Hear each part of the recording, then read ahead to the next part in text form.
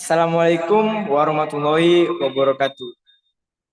Di sini saya dan rekan-rekan saya ingin mempresentasikan tentang desain dan struktur organisasi. Pada mata kuliah pengantar manajemen, dosen pengampu Ibu Anur Fitri Hayati, SPD, MPD. Di sini kami beranggotakan 3 orang. Yang pertama ada saya sendiri, yang kedua ada Arkes Dirga Putra, yang ketiga ada Mait Sejarah.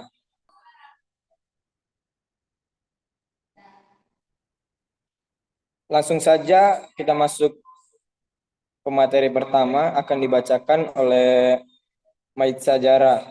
Kepada Mait Sejarah, kami persilakan. Baik, terima kasih kepada moderator. Langsung saja saya akan menjelaskan tentang mendesain struktur organisasi. Konsep dasar dari desain organisasional yang diformulasikan oleh para penulis manajemen terdahulu, seperti Henry Fayol dan Max Weber, menawarkan prinsip-prinsip struktural untuk diikuti para manajer. Mengingat prinsip tersebut sudah 90 tahun berlalu, beberapa orang berpikir bahwa prinsip tersebut tidak akan berguna jika diaplikasikan untuk saat ini. Namun, kenyataannya tidak demikian. Sebagian besar dari prinsip tersebut masih membantu untuk mendesain organisasi di masa kini yang tentunya efektif dan efisien. Dan di saat manajer menciptakan atau mengubah struktur, mereka terlibat dalam desain perancangan organisasi. Proses yang melibatkan keputusan terdapat 6 elemen, yaitu yang pertama, 1. Spesialisasi kerja, yaitu pembuatan manfaat keterampilan pekerja yang beragam menjadi efisien. Pada sebagian besar organisasi, beberapa tugas memerlukan keterampilan yang sangat baik. Jika semua pekerja terlibat di setiap tahap, maka semua pekerja tersebut harus memiliki keterampilan yang dibutuhkan untuk melakukan pekerjaan yang paling menuntut. Yang kedua yaitu departementalisasi. Organisasi besar biasanya mengombinasikan sebagian besar atau keseluruhan dari kelima bentuk departementalisasi ini, yaitu departementalisasi fungsional, departemen geografis, produk, proses, dan departemen konsumen. Yang ketiga, yaitu rantai komando. Rantai komando merupakan hierarki wewenang dari tingkat organisasi yang tinggi hingga yang rendah. Wewenang merujuk pada hak mutlak dalam posisi manajerial untuk memerintahkan apa yang harus dilakukan stafnya. Yang keempat yaitu rentang kendali. Banyaknya pekerja yang bisa dikelola secara efisien dan efektif oleh seorang manajer. Inilah yang dimaksud dengan rentang kendali. Pandangan tradisional menganggap bahwa manajer tidak bisa dan seharusnya tidak secara langsung menguasai lebih dari 5 atau 6 bawahan. Menentukan rentang kendali itu penting karena pada taraf yang lebih luas. Hal ini menentukan jumlah tingkatan dan manajer dalam suatu organisasi yang merupakan pertimbangan penting dalam mengukur seefisien apa organisasi tersebut nantinya. Yang kelima yaitu sentralisasi dan desentralisasi. Sentralisasi merupakan kadar di mana pengambilan keputusan dilangsungkan pada tingkat yang lebih tinggi dalam organisasi. Jika manajer mengambil keputusan utama hanya sedikit, input dari level di bawahnya, maka organisasi tersebut bersifat sentralis.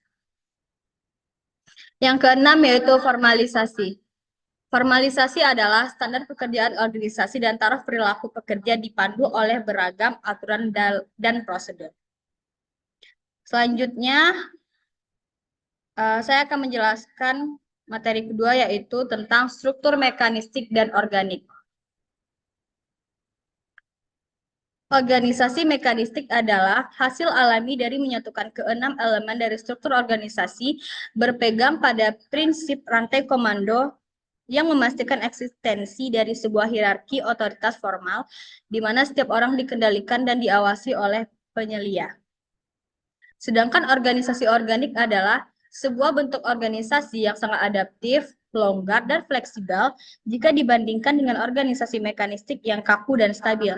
Alih-alih memiliki pekerjaan dan regulasi yang terstandarisasi, struktur longgar dari organisasi organik yang memungkinkan organisasi jenis ini untuk berubah secara cepat ketika dibutuhkan.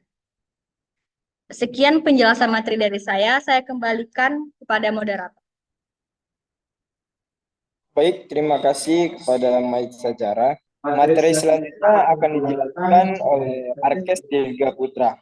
Kepada Arkes Dirga Putra, kami persilakan. Baik, saya akan menjelaskan materi selanjutnya mengenai faktor-faktor kontingensi yang mempengaruhi pilihan struktur. Yang pertama, strategi dan struktur. Struktur organisasi seharusnya memfasilitasi pencapaian tujuan organisasi karena tujuan organisasi merupakan bagian penting dari strategi organisasi. Sangat logis apabila strategi dan struktur sangat terkait. Yang kedua, ukuran dan struktur. Ukuran organisasi sangat mempengaruhi strukturnya. Perusahaan besar yang biasanya memiliki lebih dari 2.000 karyawan memiliki banyak spesialisasi, departementalisasi, dan aturan serta regulasi lebih banyak daripada organisasi kecil. Jadi, semakin besar ukuran organisasi akan mempengaruhi struktur organisasi tersebut. Yang ketiga, teknologi dan struktur. Setiap organisasi pasti menggunakan beberapa bentuk manfaat dari teknologi. Riset awal mengenai dampak teknologi terhadap struktur organisasi bisa ditemukan sejak era Joan Woodward yang memiliki perusahaan-perusahaan manufaktur kecil di Inggris Selatan untuk mengukur tingkat sampai di mana elemen-elemen desain struktural berhubungan dengan keberhasilan organisasi. Yang keempat, ketidakpastian lingkungan dan struktur. Sebagian organisasi menghadapi lingkungan yang stabil dan sederhana dengan ketidakpastian yang rendah.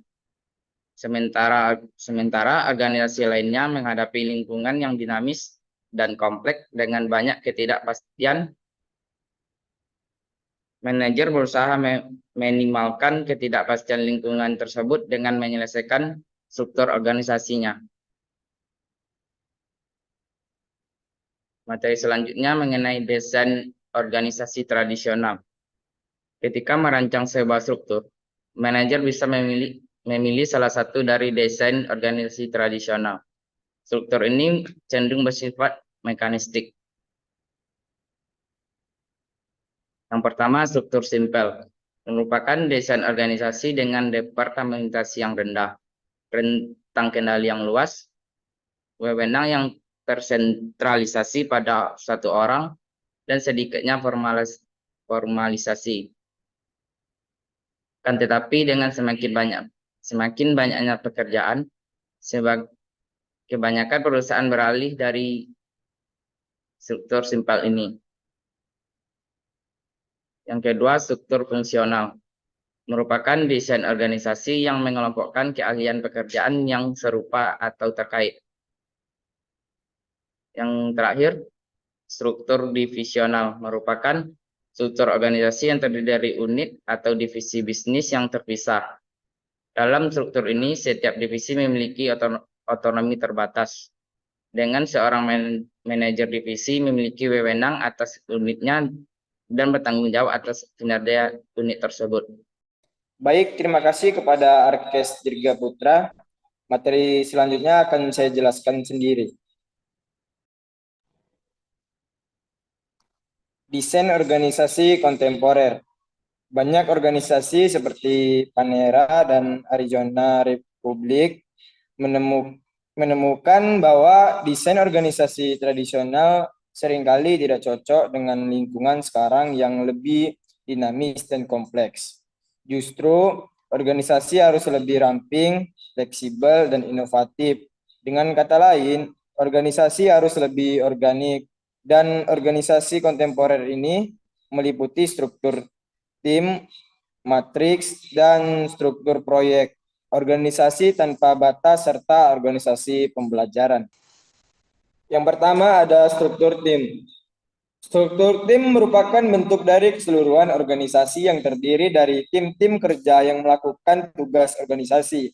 Dalam struktur ini, pemberdayaan pekerja sangat penting karena tidak ada hierarki wewenang manajerial dan dari atas ke bawah. Yang kedua ada struktur matris dan proyek. Dalam struktur matris, para spesialis atau pakar dari berbagai departemen fungsional bekerja bersama dalam proyek yang dipimpin oleh seorang manajer proyek.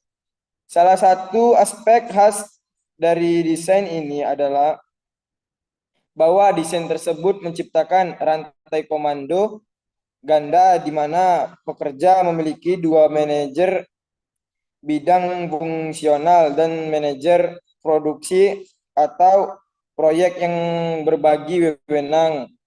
Manajer proyek memiliki atas anggota fungsionalnya yang menjadi bagian dari tim proyeknya dalam bidang yang terkait dengan sasaran proyek. Namun, keputusan apapun tentang promosi, rekomendasi gaji dan penilaian tahunan biasanya menjadi tanggung jawab manajer fungsional. Banyak organisasi kini menggunakan struktur proyek di mana para pekerja bekerja dalam proyek-proyeknya. Struktur proyek tidak memiliki departemen formal di mana para pekerja cenderung menjadi desain organisasi yang lebih fleksibel. Tidak ada departementalisasi atau hierarki organisasi yang kaku yang akan menghambat pengambilan keputusan atau tindak dalam struktur ini.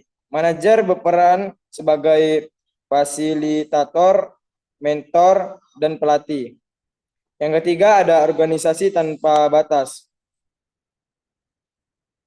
Organisasi tanpa batas pengaturan struktur untuk menyelesaikan pekerjaan yang dikembangkan di sekitar penumbuk atom raksasa ini adalah contoh desain organisasi kontemporer lain yang disebut organisasi tanpa batas, di mana desain satu organisasi tidak didefinisikan atau dibatasi pada batas-batas horizontal, vertikal, dan eksternal yang diterapkan oleh struktur yang ada sebelumnya. Ada dua jenis batasan. Yang pertama yaitu internal batas horizontal yang ditanamkan oleh spesialisasi kerja dan departementalisasi serta batasan vertikal yang memisahkan pekerja berdasarkan level dan hierarki organisasinya. Yang kedua yaitu eksternal batasan yang memisahkan organisasi dari konsumen, pemasok dan pemangku kepentingan lainnya untuk meminimalkan atau mengeliminasi batasan ini. Manajer bisa menggunakan desain, struktur maya atau virtual atau jaringan atau network. Yang keempat ada organisasi pembelajaran.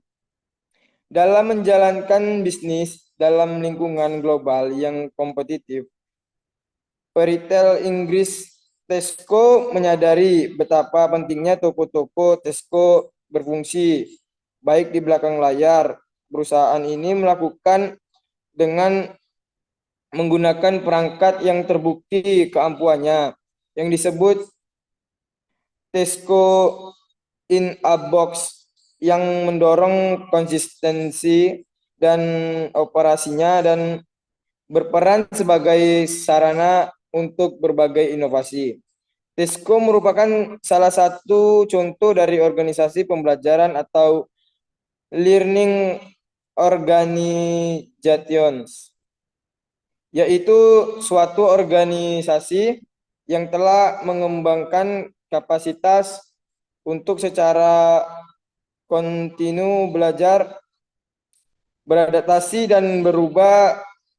Tantangan manajerial saat itu adalah bagaimana cara untuk menginspirasi dan memungkinkan para pekerja pengalaman memecahkan masalah tidak terduga yang terus berdatangan silih berganti.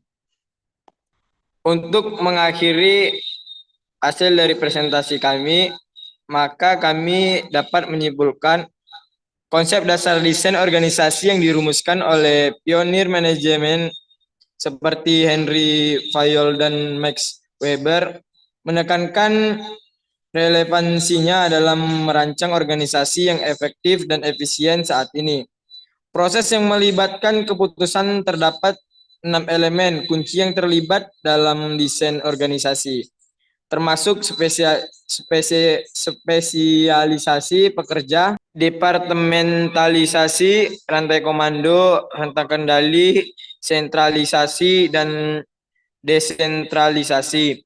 Desain organisasi tradisional seperti struktur sederhana, struktur fungsional, dan struktur divisi dijelaskan menyoroti karakteristik dan transisi tipikal seiring pertumbuhan perusahaan. Dan desain organisasi kontemporer yang menekankan perlunya organisasi menjadi lebih tangkas, fleksibel, dan inovatif dalam lingkungan yang dinamis dan kompleks saat ini. Baik, itu saja yang bisa kami presentasikan. Saya akhiri.